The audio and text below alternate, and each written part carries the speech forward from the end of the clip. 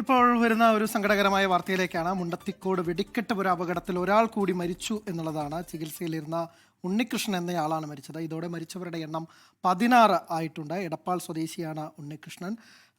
Thrissur medical കോളേജിൽ ചികിത്സയിലായിരുന്നു ഉണ്ണികൃഷ്ണൻ ഉണ്ടായിരുന്നത്. എന്തായാലും വെടിക്കെട്ട് ദുരന്തത്തിൽ, ഈ വെടിപ്പുര ദുരന്തത്തിൽ ഒരാളുടെ കൂടെ ജീവൻ നഷ്ടമായിരിക്കുന്നു എന്നുള്ളത് ദാരുണമായ സംഭവമാണ്. ശ്രീജിത്ത് ശ്രീകുമാരനുണ്ട് വിവരങ്ങളുമായി. ശ്രീജിത്ത്, വിവരങ്ങൾ. സമയം മുൻപാണ് ഉണ്ണികൃഷ്ണന്റെ മരണം സ്ഥിരീകരിച്ചത്. ഏതാണ്ട് 70% പൊള്ളൽ ഉണ്ണികൃഷ്ണൻ ഏറ്റിരുന്നു എന്നാണ് മുണ്ടത്തിക്കോട് ദുരന്തത്തിൽ നിന്ന് നമുക്ക് മനസ്സിലാകുന്നത്.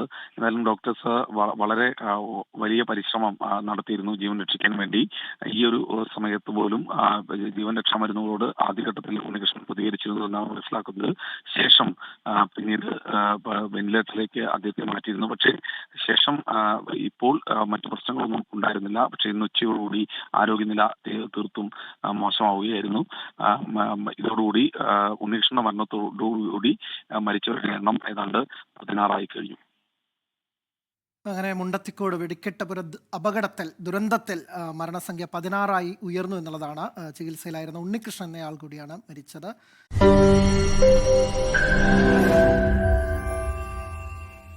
ലോകത്തെവിടെയായാലും ഏത് സമയത്തും 24 വാർത്തകളും ഓഗ്മെന്റഡ് റിയാലിറ്റി പാക്കേജുകളും എക്സ്പ്ലെയിനറുകളും വിശദമായി കാണാൻ ഞങ്ങളുടെ യൂട്യൂബ് ചാനൽ നിങ്ങൾക്ക് സബ്സ്ക്രൈബ് ചെയ്യാം.